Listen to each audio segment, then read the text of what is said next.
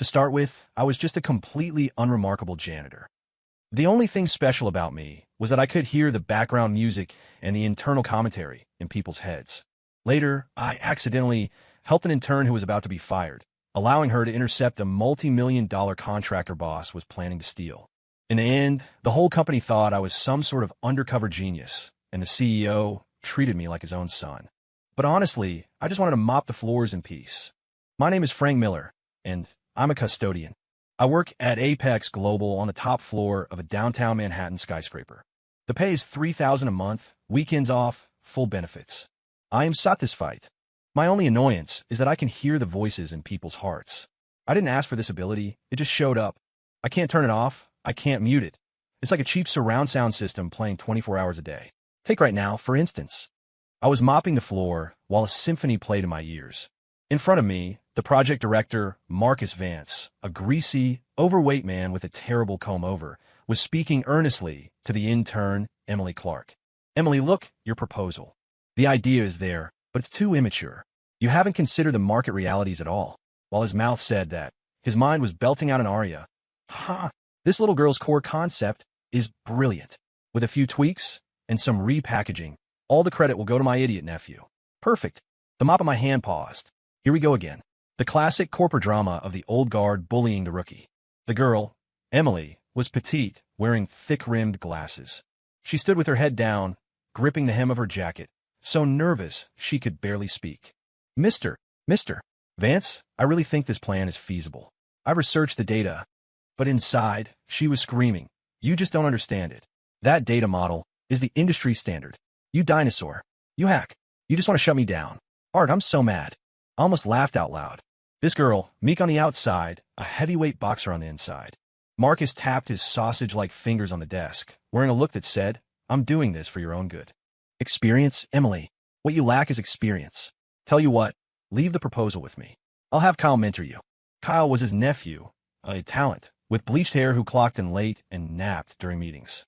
I'll just have my nephew slap his name on it, and this quarter's bonus is secured.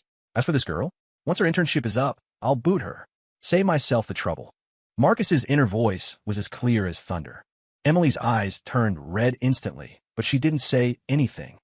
She just hugged her folder and walked silently back to her cubicle. The little figure in her mind was already crying like a baby. It's over, it's over. How am I going to pay rent this month? My mom is waiting for news that I got hired full-time. Why am I so useless? I sighed. 9 times out of 10, life doesn't go your way. I'm just a janitor. What could I do?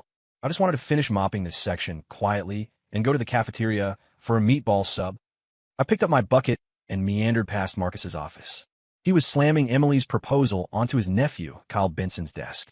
Here, copy this. No, use it as a reference. Change the data. Make the cover look pretty. You're presenting it at the afternoon meeting. Kyle was wearing headphones, gaming. He looked annoyed. So annoying. He wants me to work again? What is this trash? I'd rather play a few more rounds of rank. Uncle is so extra. Why not just fire the intern and be done with it? I shook my head and kept walking. As I passed the trash can, my foot slipped. Whoops! I cried out, knocking the bucket over accidentally. Clear water flooded the floor, swamping the trash can next to it, which was full of waste paper. Oh, my back! I clutched my waist, grimacing in pain. Everyone in the office looked over. Emily was the first to run to me. She had a good heart. Frank, are you okay? She steadied me. I'm fine, I said, pointing at the soaked trash can with a look of regret. It's just, the recycling guys are going to yell at me for wet paper. Miss, could I trouble you to help me pick out the sheets that aren't totally soaked so I can dry them? Emily didn't think twice. She nodded, bent down, and fished out several crumpled sheets of printer paper from the soggy bin. Only the corners were wet. One of them was the quarterly market analysis report that had been rejected last month. On it was the latest user profile analysis for Apex Global's biggest competitor, Velocity Tech. And this was exactly the key data missing from Emily's proposal. Marcus hadn't even looked at this report because he thought the marketing department was full of blowhards. He didn't know that this report was valuable enough to turn Emily's proposal from immature to perfect. Information asymmetry. Sometimes it's that simple. Emily held the papers. At first, she looked a bit disgusted, but when she saw the headers, she froze. She looked up at me with a complicated expression. I gave her a goofy smile, clutching my old waist. Oh, thank you, miss.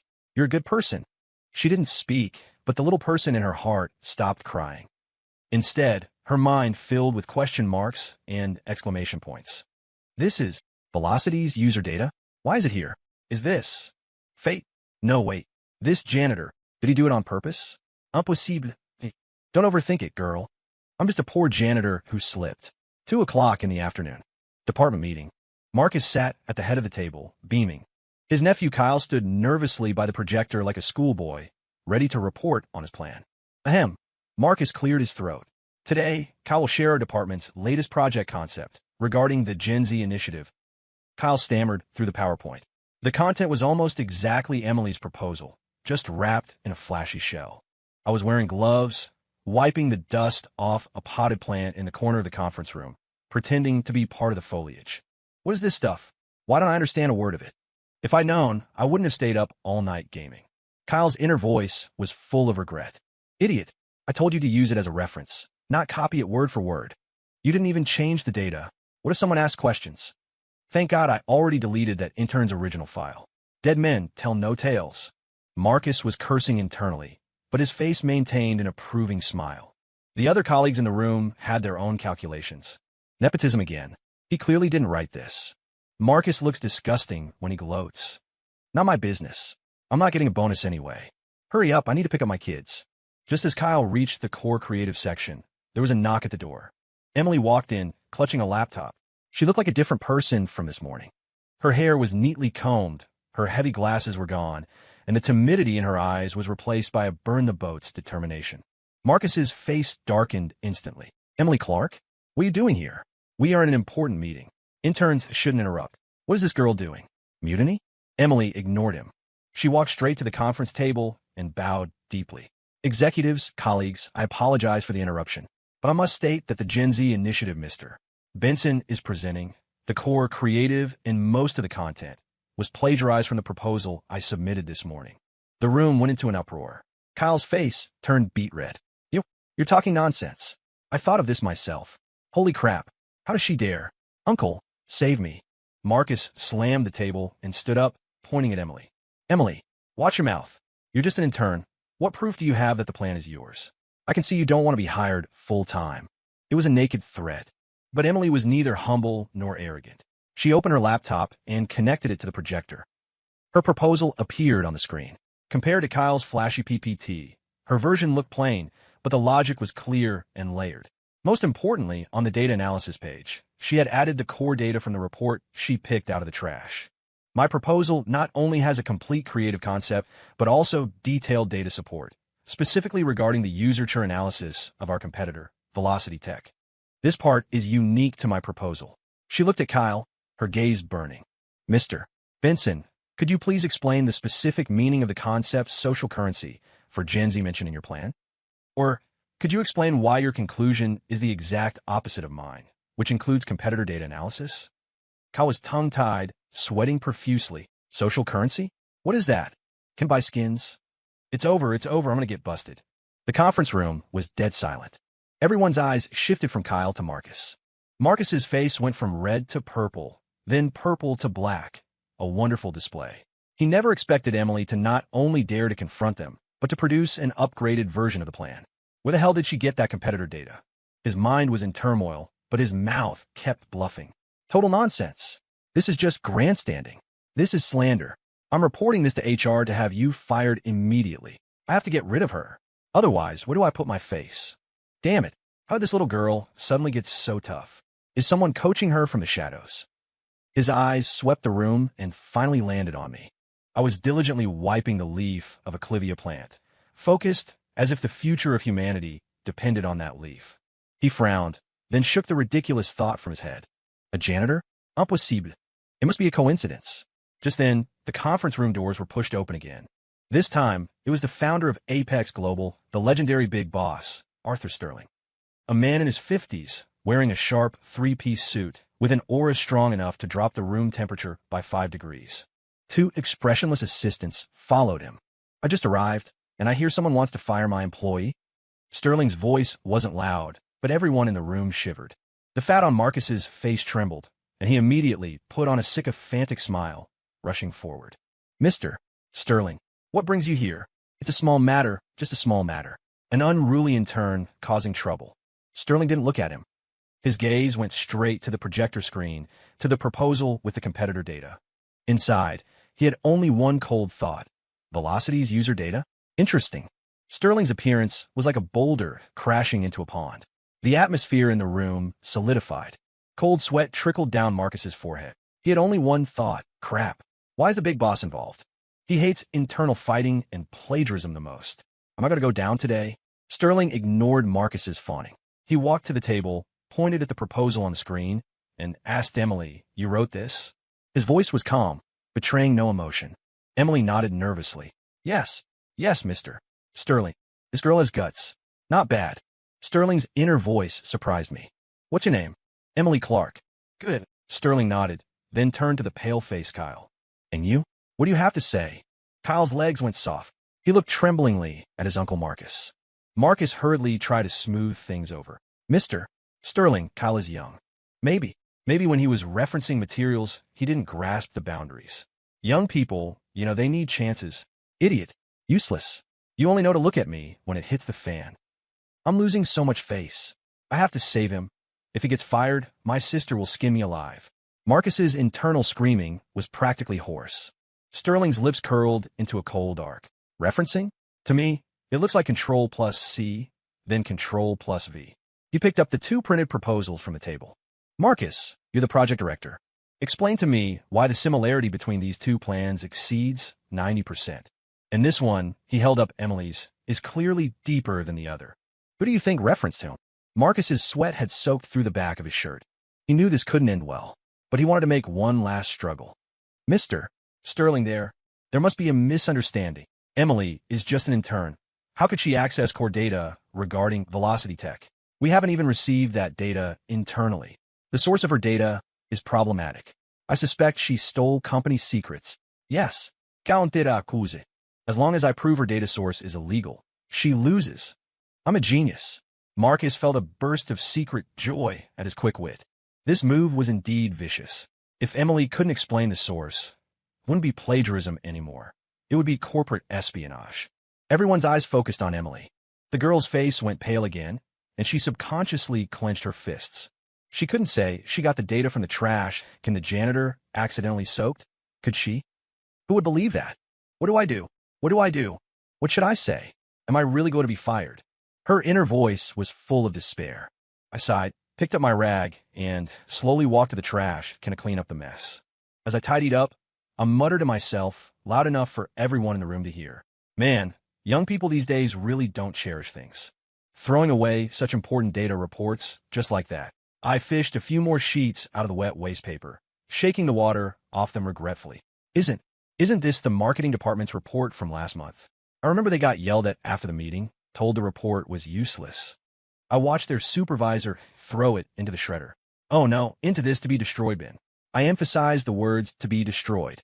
Then, as if suddenly realizing something, I pointed to an inconspicuous red stamp on the report and said to the supervisor nearest me, "Look, it's stamped internal circulation, non-commercial use. This stuff shouldn't count as a secret, right?" The supervisor nodded blankly. Marcus's face instantly turned the color of raw liver. He knew that report. He had mocked the marketing team as useless for spending a month producing such garbage. He never dreamed that the report he treated as trash would be the straw that broke the camel's back. Sterling's gaze finally moved away from the proposal and landed squarely on me, the janitor, for the first time. He didn't speak, but inside, a massive wave surged. A janitor? How would he know about this report? And know it was to be destroyed? Every word he just said seemed calculated to get this girl out of trouble. Coincidence? Are there really so many coincidences in the world? I lowered my head and continued my humble mopping, the unsung hero of the office. Don't look at me. I don't know anything. I'm just an innocent, weak, and pitiful janitor. Apex Global's biggest client of the year, known as the Bear of the North, Jack Bronson, was coming to inspect the company tomorrow. This deal was worth over $100 million. Whoever landed it could walk sideways through the office. Marcus had gone all out for this project. He used every connection, sparing no expense, bribing Bronson's driver to get Bronson's preferences. Allegedly, Bronson was a man of grand gestures who loved luxury and expensive aged scotch. So, Marcus booked the city's top hotel and prepared a lavish welcome banquet. He wanted to use this to turn his luck around. And the person responsible for the reception was his idiot nephew, Kyle. This was a result of Marcus fighting to keep him. Officially, it was so Kyle could atone for his crimes. After the plagiarism incident, Sterling didn't fire Marcus on the spot, but docked his bonus for 3 months and promoted Emily to full-time early, putting her directly on the Bear the North project. This made Marcus grind his teeth in hatred. Little brat, don't get cocky. Wait until I secure Bronson, then see how I deal with you. And that damn janitor. Something feels off about him. I need to find a chance to teach him a lesson. As I mopped past his office, his inner voice was full of venom. I ignored him and continued my work. That afternoon, while I was washing the mop in the pantry, Emily walked in holding a cup of coffee. She hesitated, walked up to me, and whispered, "Frank, thank you for the other day. I played dumb." "Thank me for what? Spilling water?" She giggled, her eyes curving into crescents. "Frank, stop pretending. I know you helped me. This old guy is definitely not ordinary. The way he looks at me, it's like he knows everything. Is he the legendary undercover boss experiencing life? Girl, your imagination is a bit too rich. I'm just a janitor who wants to clock out on time. I just got lucky." I gave a simple smile. "But you, young lady, I heard you were put on that Bear the North project too?" She nodded, then her face fell.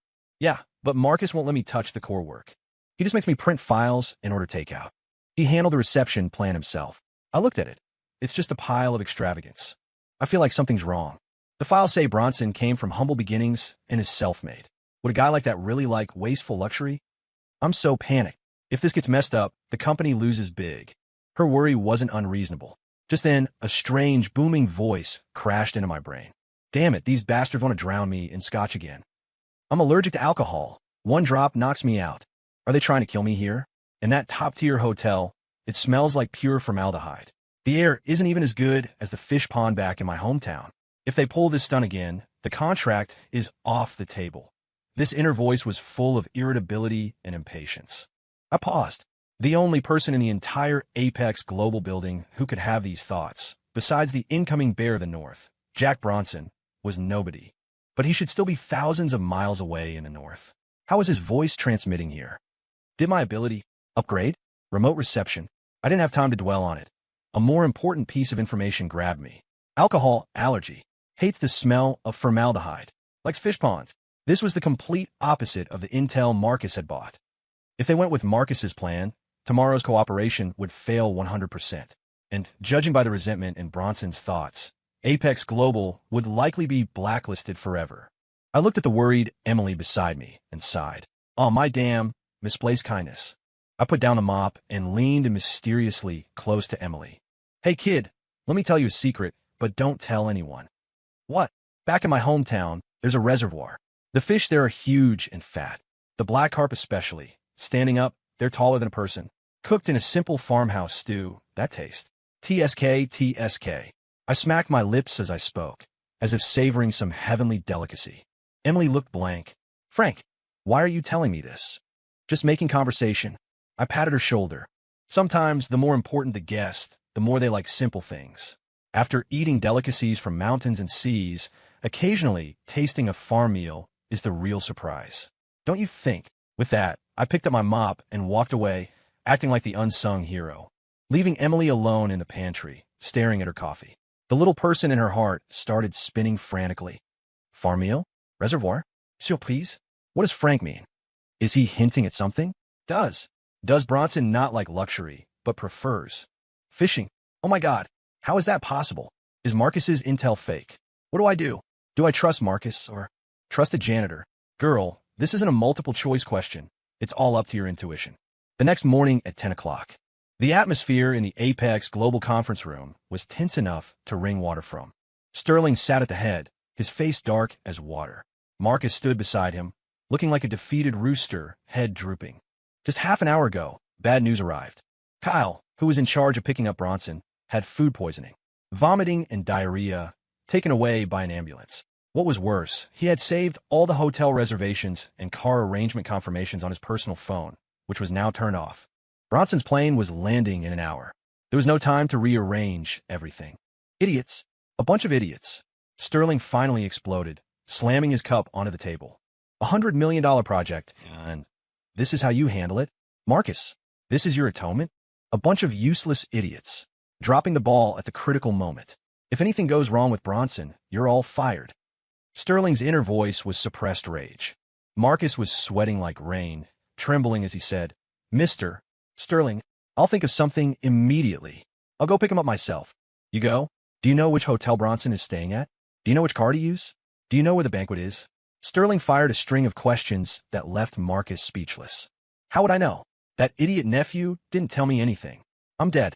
The conference room was deathly silent. No one dared to speak. Just then, Emily, who had been standing in the corner, suddenly spoke up. "Mr. Sterling, I have a backup plan." Everyone's eyes focused on her. Sterling looked up at her. "Speak. I suggest we cancel all hotel and banquet arrangements." Emily took a deep breath, going all in. "We sent a plain minivan to pick up Mr. Bronson directly from the airport and then take him to the Green Cloud Reservoir in the suburbs." "What?" Marcus was the first to jump up. "Emily, are you crazy? Take Mr. Bronson to a godforsaken reservoir? Do you want to destroy the company? This girl is absolutely insane. Coming up with such a rotten idea. Perfect. I'll dump the blame on her." Emily ignored him, looking only at Sterling with determined eyes. "Mr. Sterling, I investigated. Mr. Bronson grew up in a fishing village. His biggest hobby is fishing. Rather than entertaining him with a luxury he's tired of, we should give him what he likes. A surprise." "Nonsense." Marcus was still roaring. "My intel says Bronson clearly loves excitement and scotch." Sterling's gaze shifted back and forth between Marcus and Emily. He was silent. He was weighing the options. In his heart, he actually felt Marcus's plan was unreliable. This girl is either a genius or a lunatic. Where's her intel coming from? Could it be? His eyes unconsciously drifted to the conference room door. I was pushing my janitor cart past, stocked with fresh trash bags and disinfectant. I felt his gaze, so I looked up and gave him a goofy smile. Then I lowered my head, muttering softly, "The weather is so nice today. Perfect for fishing. Too bad I have to work." My voice was quiet, but in the silent hallway, it drifted into the conference room. Sterling's body gave an imperceptible jolt. A bold decision formed in his mind. Gamble. Trust this girl. And trust my own intuition. He slammed the table and stood up.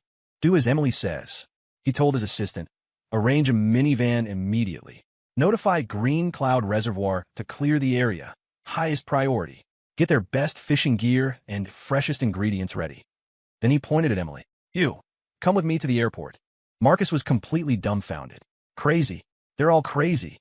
The boss actually trusts an intern and a janitor. It's over. Apex Global is finished. I pushed my cart, slowly disappearing at the end of the hallway. Behind me were Marcus's despairing thoughts and Emily's complex mix of excitement and anxiety. And in my mind, there was only one thought. The farmhouse stewed fish at Green Cloud Reservoir. I wonder if I can mooch a bite of it this afternoon. Airport VIP exit. A burly, dark-skinned man walked out surrounded by bodyguards. This was the Bear of the North, Jack Bronson. He was expressionless, but inside he was already very unhappy. Suits and formalities again. Looking at them annoys me. Or we go to some ghost hotel to listen to nonsense and pretend to drink. Damn it.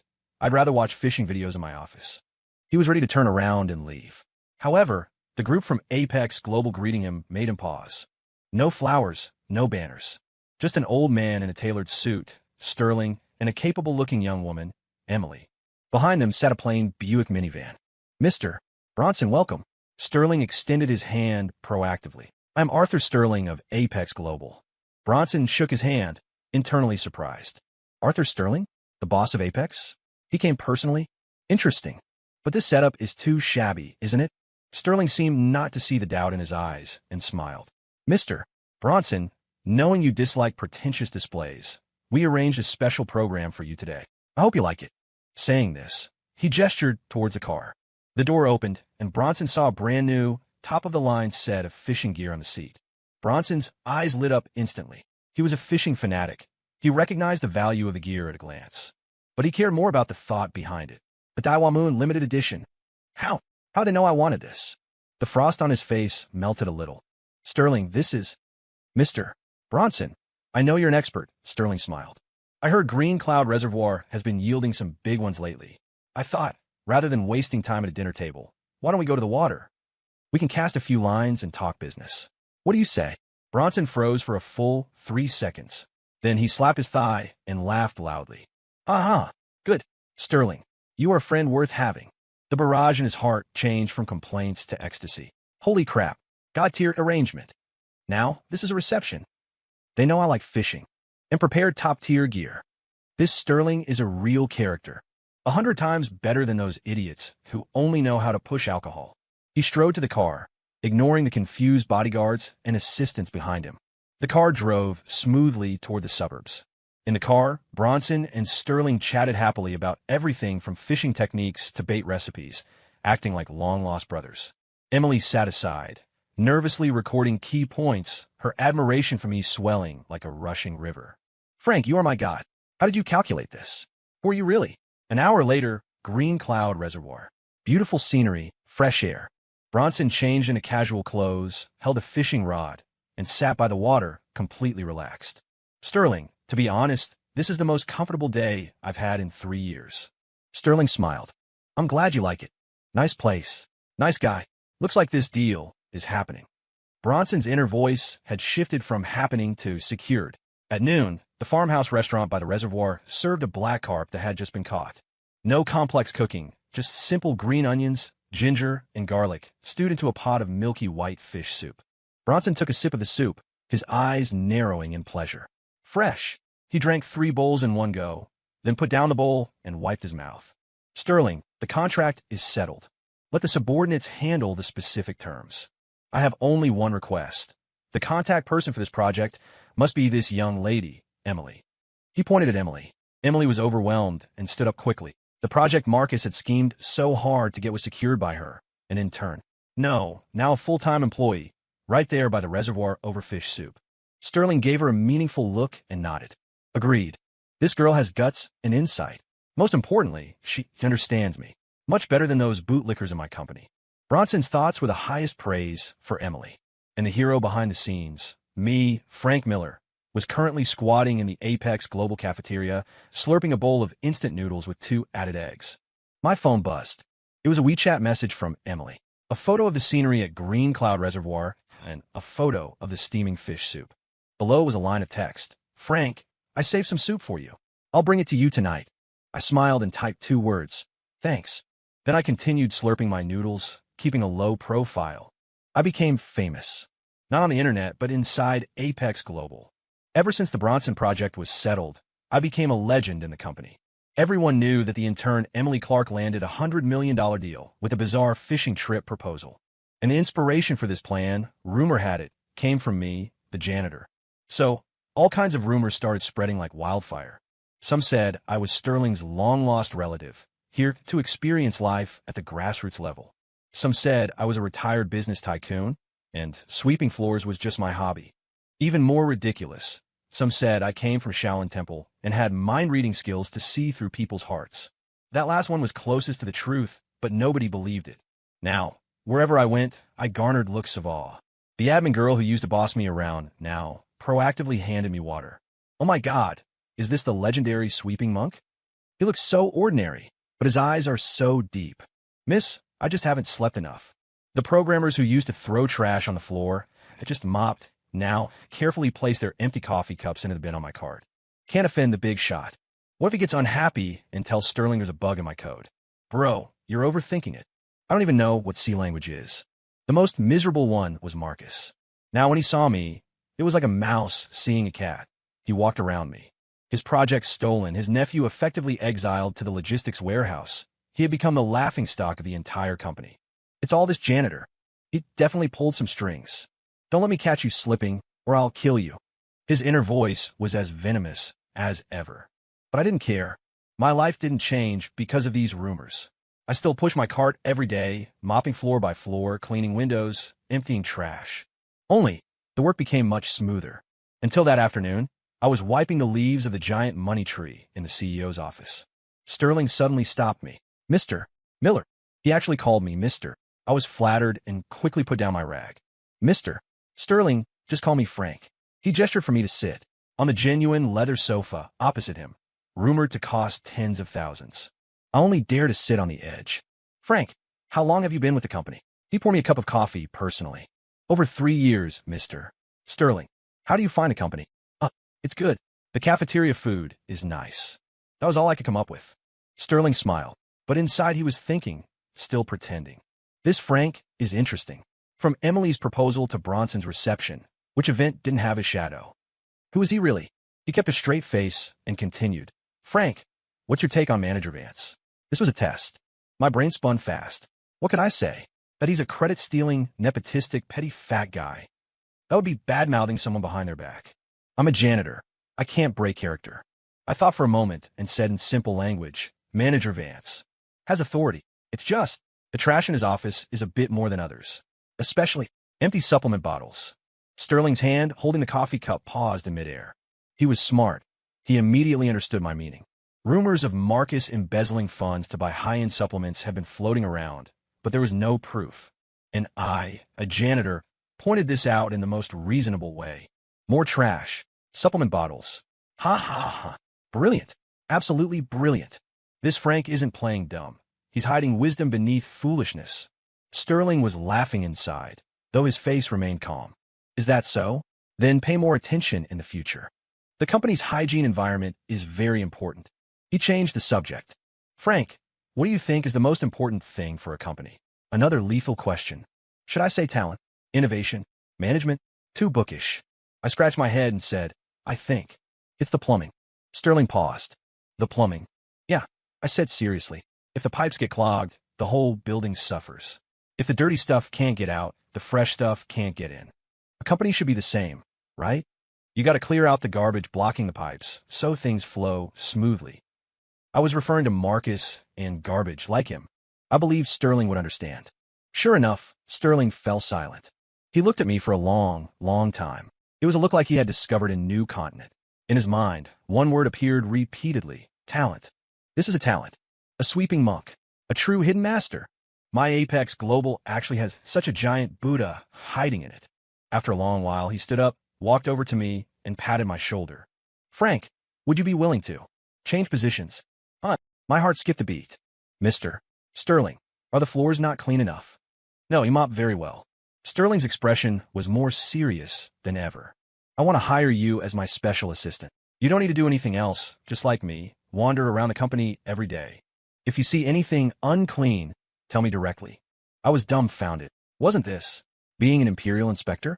I need a sharp knife, a knife that can help me remove the internal tumors of the company. And this Frank, looking like a rag, is actually sharper than anyone. Sterling's inner voice was full of expectation. I looked at his sincere eyes, then thought about my $3,000 salary. I swallowed and asked tentatively, Mr. Sterling, this special assistant, how much is the pay? Annual salary, $150,000. What do you say? I felt my heartbeat skip a beat. Frank Miller, the janitor, seemed like I was getting promoted. I became the chairman's special assistant. This news was like a bomb going off in Apex Global. When I took off my gray uniform and put on a custom suit Sterling had specially prepared for me, the whole company boiled over. Oh my God, the rumors are true. Frank, no, Assistant Miller, really is a big shot experiencing life. I told you he wasn't ordinary. Look at that aura, those eyes. Unfathomable. Holy crap. A floor sweeper can become a chairman's assistant. This world is too fantasy. I need to go suck up to him. Crap. I asked him to grab my takeout before. He won't hold a grudge, right? Wherever I went, I heard similar thoughts. I wasn't used to it, especially this suit, stiff and hard, not as comfortable as my uniform. My job description was simple. Follow Sterling, or wander around the company alone, ostensibly inspecting. In reality, Sterling gave me a legitimate identity to be his human sonar, to listen to the noise of the entire company. When Marcus saw me, his face turned green. He squeezed out a smile uglier than crying. Frank, congrats on the promotion. Small-time crook getting lucky. A sweeper actually climbed over my head. Bah, don't let me catch you slipping. His inner voice was still so energetic. I nodded, imitating Sterling, and patted his shoulder. Marcus, we're colleagues now. Let's look out for each other. By the way, remember to sort the trash in your office. I was referring to the trash, evidence of him taking kickbacks from suppliers. Marcus's face turned white instantly. What does he know? Impossible. I was so secretive. He must be bluffing. I ignored him and walked past. Becoming an assistant, my hearing range seemed to expand too. I could now clearly distinguish the source of every voice, even hearing whispers of executives in encrypted conference rooms. That afternoon, I passed the finance department. The CFO, Leonard, was huddled with Marcus, acting sneaky. Marcus, you went too far this time. The hole in that account is too big. I can't smooth it over. Leonard's thoughts were anxious. What are you afraid of? Marcus kept his voice low, but his inner voice was loud. We split that money 50-50. You take your share to buy a house for your son overseas. I'll use mine to fill other holes. As long as we don't speak, who will know? This Leonard is a coward. Once this blows over, I'll figure out a way to get rid of that janitor named Miller. A sweeper thinks he can turn the sky upside down? I leaned against the corner, pretending to look at my phone. Inside, I recorded their conversation word for word. Embezzlement, cooking books, selling company secrets. Marcus's corruption went deeper than I imagined. He was like a giant ball of grease clogging the company's sewer. If I didn't flush him out, Apex Global was doomed. I returned to Sterling's office and reported my findings exactly. Of course, I didn't say I could hear thoughts. My story was Mr. Sterling. I just passed the finance department and saw Marcus and Leonard looking at a spreadsheet with weird expressions. I accidentally heard them mention words like hole and buying a house overseas. I disguised myself as a king of coincidence with insane luck. After listening, Sterling's face was terrifyingly dark. He didn't speak, just paced the office. Killing intent surged in his heart. Marcus Vance. Leonard, you have some nerve. Pulling this under my nose. Do you really think Arthur Sterling is a pushover? Frank. He stopped and looked at me. You did well. But now is not the time to alert the snake. I want you to keep listening. Hear out the entire chain of evidence for me. At the year-end summary meeting, I want them buried forever. I nodded. Understood, Mr. Sterling. Looks like a storm is coming. And I, the former janitor, will be the butterfly that starts it. 1 week until the year-end summary meeting. The atmosphere in the company grew stranger. Marcus's gang seemed to sense something. Their actions became more secretive. But they didn't know everything they did was under my surveillance. I was like a ghost, wandering every corner of the company. In the pantry, I heard Marcus on the phone with a supplier discussing how to disguise a kickback as technical consulting fees. In the smoking area, I heard Leonard bragging to his wife about the overseas property he eyed. In the underground garage, I even heard Marcus and his cousin, an executive at the rival Velocity Tech, conspiring to leak Apex Global's core product plan at the summary meeting as his entry ticket to jump ship. Once I strip Apex naked, I'll go be VP at Velocity. Then, Sterling, you won't even be fit to shine my shoes. Marcus's thoughts were full of madness and greed. I compiled all this info and gave it to Sterling. Every time, my excuse was, I accidentally heard it when I walked by. Sterling went from initial shock to acceptance. He looked at me more and more like I was a monster. Frank, who exactly is he? Is he really a living god? This luck is too god-tier, isn't it? He even privately investigated my ancestry, only to find I was a regular farmer's son with a resume as clean as white paper. This made him believe even more that I was the chosen one. That day, Emily came to me with red eyes. She was now a rising star in the project department, but Marcus was still making her life hard. Assistant Miller, she called me by my title now. Marcus. He locked up the market prediction model our team worked so hard on. He won't let us use it. Without this model, we can't do the year-end report. That old bastard. He's jealous of me. He can't produce results himself, so he won't let others succeed. The girl was cursing fiercely inside. I patted her shoulder and comforted her. Don't worry, there will be a way. I turned and went to Marcus's office. He was on the phone. Seeing me enter, he hung up immediately, looking wary. Assistant Miller, what can I do for you? I smiled and pointed to a USB drive on his desk. Marcus, I saw you left this drive in the pantry earlier. Brought it back to you. Marcus froze. He subconsciously patted his pocket. His encrypted drive was right there in his pocket. The one on the desk was a dummy drive for unimportant files. He immediately started cursing internally. What is this sweeper doing? Is he psycho? But outwardly he said, Oh, thank you, Frank. I put the drive on his desk and turned to leave. In a split second, I turned. Using the sleight of hand I'd perfected over 3 years as a janitor, I swapped the encrypted drive in his pocket with the dummy drive on the desk. When wiping tables, swiping a drive is unnoticed by gods or ghosts. Marcus noticed nothing. He picked up the dummy drive I swapped, plugged it in, saw useless files, and sneered. Playing tricks. I clutched the burning hot encrypted drive containing all his dirt and walked out of his office. Passing Emily's cubicle, I accidentally dropped the drive. Oops. I bent down to pick it up. Emily bent down at the same time. I lost my grip, and the drive slid further, right under her chair.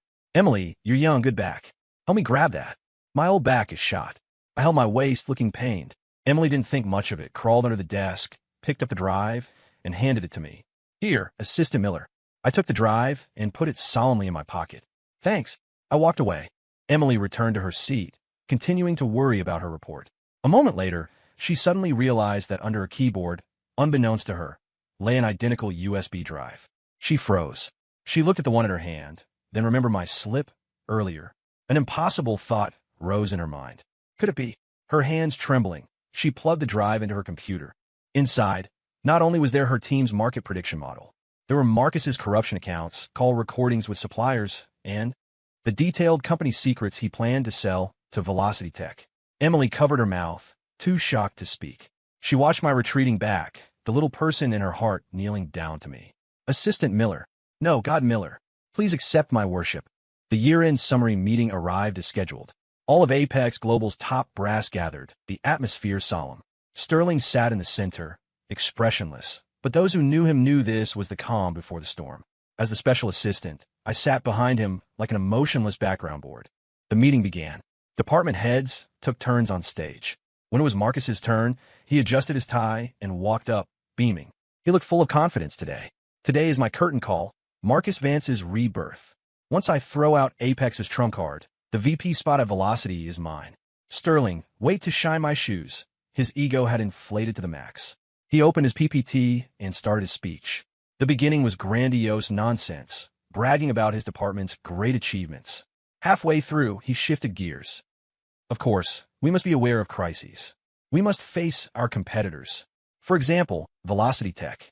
According to insider information I received, next year they will launch an era-defining product, codenamed Apocalypse, which will completely overturn our current market standing.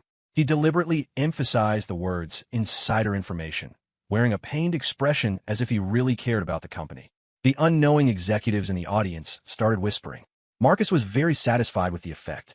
He wanted to create panic, hit Apex Global's stock price and morale. Yes, just like that. Panic. Chaos. When your stock tanks, that's my best bargaining chip with Velocity. He was preparing to continue and reveal the core details of the Apocalypse plan. Sterling suddenly spoke, his voice not loud, but clearly heard across the venue. Marcus, this Apocalypse plan you mentioned is very interesting. He paused, turning his gaze to me. Frank, you like wandering around. Have you heard anything interesting? Here we go. My turn. I stood up, cleared my throat, and said in my plainest tone, Report, Mr. Sterling. I haven't heard of any Apocalypse plan. However, a few days ago, while I was cleaning, I accidentally found some paper strips that weren't fully shredded by Marcus's shredder. I pulled out a few strips of paper from my pocket that I had painstakingly taped together. It seems to say something about technical consulting fee, transfer record, and an overseas account number. My eyes aren't good. I can't see clearly. I handed the strips to Sterling. Marcus's face turned white instantly. The shredder? Impossible. I watched it shred. This janitor. How could he? Before he could recover from the shock, another voice rang out. It was Emily. She stood up, holding a USB drive. Mr. Sterling, I also found something here. It's a drive Marcus accidentally dropped at my cubicle. Inside, there are recordings of calls between him and executives at our competitor Velocity Tech and a document. Detailed data on our company's core product Hidden Dragon plan, which he prepared to announce at the meeting today. Boom! The room exploded. If my shredded strips were just a glancing blow, Emily's USB drive was a sledgehammer, selling core company secrets. This was a mortal sin no company could tolerate. Marcus's legs went soft, and he almost collapsed. He pointed at us, lips trembling. You, slandering me. This is a setup, a frame-up. It's over. It's all over. How do they have these things? My drive was swapped. It was that janitor. It must be him. He finally figured it out, but it was too late. Sterling stood up, no trace of a smile on his face, replaced by cold, killing intent. Marcus Vance, what do you have to say? Marcus wanted to deny it, but the conference room doors opened. Several people in uniforms with serious expressions walked in. The leader showed his badge to Sterling. Mr. Sterling, we are from the Economic Crimes Division. We receive a report suspecting executives Marcus Vance and Leonard of embezzlement, commercial bribery, and leaking trade secrets. We need them to come with us for investigation. Marcus and CFO Leonard instantly looked like death. They knew it was all over. Under the gaze of the entire company's leadership, they were dragged out of the venue like dead dogs. An elaborately planned conspiracy ended just like that. and I, the initial fuse, just silently sat back in my seat, an unsung hero. I looked out the window as the neon lights of the CBD began to light up. I had only one thought. Is the cafeteria serving burgers tonight? Marcus's gang was uprooted, and Apex Global underwent a top-down purge. The garbage in the company, those who slacked off or formed cliques, was cleaned out. The company atmosphere was revitalized. Because of her contribution in reporting the crime and her outstanding ability, Emily was exceptionally promoted to head the newly established Innovation Project Department with a limitless future. And I, the sweeping monk, became a godlike existence in the company. No one knew exactly how I did it. They only knew that this ordinary-looking assistant Miller was the person Sterling trusted most, the company's anchor. Wherever I went, there were respectful gazes and thoughts. God, Miller, please bless me to hit my KPIs this month. Big Boss Miller, please don't look at my screen. I'm not slacking. I'm learning. Assistant Miller wore this dark gray suit again today. Indeed, the Big Boss's taste is unpretentious. I really want to tell them, I just think this color hides dirt well. I still wasn't used to being an assistant. I miss my days as a janitor. Tired, yes, but free. Mopping floors, cleaning windows, listening to gossip, thinking about dinner. How good was that? Now, every day wearing this uncomfortable suit, following Sterling to meetings I didn't understand, facing people I didn't know. What they said and what they thought were two different things. I felt like a processor handling massive amounts of garbage information every day. Tired heart. That day, I finally couldn't take it. I walked into Sterling's office and placed a resignation letter on his desk. Mr. Sterling, I want to quit. Sterling was practicing calligraphy. He didn't even look up. Reason? I'm not fit to be an assistant. I told the truth. I still feel mopping suits me better. Sterling finally looked up. He put down his brush and looked at me with a faint smile. Frank, tell me the truth. Do you have some superpowers? My heart jumped. This kid pretending for so long, finally showing his hand? Mind reading? Super hearing? Or predicting the future? Whatever it is, Apex Global cannot let him go. His inner voice was full of determination. I shook my head, looking innocent. Mr. Sterling, what are you saying? I'm just an ordinary guy, just a bit lucky. I die before admitting it. Lucky? Sterling laughed. Lucky enough to find key data in a trash can? Lucky enough to guess Bronson's thoughts? Lucky enough to casually swap Marcus's evidence drive? With every sentence, my heart sank a little. He knew everything. Frank, oh Frank, Sterling stood up, walked to me, patted my shoulder, and spoke earnestly. You aren't lucky. You are Apex Global's luck. How could I let a talent like you go? Stop with the you. He threw my resignation letter into the shredder. I give you two choices. 1, continue being your special assistant. I double your salary, plus company stock options. Just consider it sweeping in a different place, except you're sweeping the garbage in people's hearts. 2, he paused, revealing a sly smile. If you really want to mop, fine. The cleaning of the CEO's office is contracted to you from now on, but your position and salary as assistant remain unchanged. I was dumbfounded. What kind of tyrannical clause was this? Want to run? Not a chance. You human sonar, human cheat code. I have to keep you tied to the company. With you here, let's see who dares to play tricks on me. Sterling's thoughts were full of capitalist wickedness. I looked at his sincere, cunning eyes, then thought about the doubled salary and stock options. Frank Miller, a janitor with principles. It seemed not non-negotiable. I sighed, accepting my fate. All right, Mr. Sterling. Then I choose option 2. I still like the feeling of mopping. Grounding. So, the weirdest scene in history appeared at Apex Global. The chairman's special assistant, Frank Miller, with $1 million salary and stock options, worked every day wearing a priceless custom suit, pushing an equally priceless smart cleaning cart, mopping the floor in the CEO's office. Everyone thought Assistant Miller was practicing Zen, that he was experiencing a state of returning to simplicity. Only I knew I just simply liked mopping. Sometimes after a meeting, Sterling would sit on the sofa, drinking tea, watching me mop. He felt watching me mop was a pleasure, because when I mopped, my mind was clear of distractions, only thinking about how to get the floor cleaner. His focus made him feel at peace. This Frank is truly a treasure. With him here, I sleep much sounder. Listening to his thoughts, I waved the mop with more vigor. Mr. Sterling, you're at peace, but my lying flat retirement plan failed. That day, Emily came to report to Sterling. Seeing me cleaning the window, she froze for a second, then smiled at me. Assistant Miller, practicing Zen again? Assistant Miller is so handsome. Men working hard are the most charming. Just the job content is a bit unique. I nodded to her and continued wiping my glass. When she finished reporting and came out, she walked to me and handed me a bento box. Frank, I made some lasagna. Taste it. The girl's face was a bit red. Will he like it? I follow my mom's secret recipe. I hope he can appreciate how I feel. I smelled the enticing aroma, and my stomach growled uncooperatively. I took the bento box and gave a goofy smile. Thank you, Emily. I decided. Although my plan to slack off failed, getting a different homemade meal every day seems not too bad. I, Frank Miller, a mind-reading janitor. My story seems to have just begun. Epilogue late at night. I returned to my small rented studio apartment. Took off that expensive suit, put on my favorite tank top and boxers. Then, from under the bed, I dragged out a huge storage bin. Opened the box. It wasn't gold bars, it wasn't cash, but rows and rows of neatly stacked Astalhamen, cup noodles, Marukan, Shinramya Nissen, from all over the world, every flavor. I took out a small notebook and solemnly made an entry. Today's review, company cafeteria burger. A bit dry, pickles too sour. Overall score, 6. 5. Emily's homemade lasagna. Hearty flavor, slightly burnt cheese, but boosted by affection. Overall score 9. 0. Conclusion.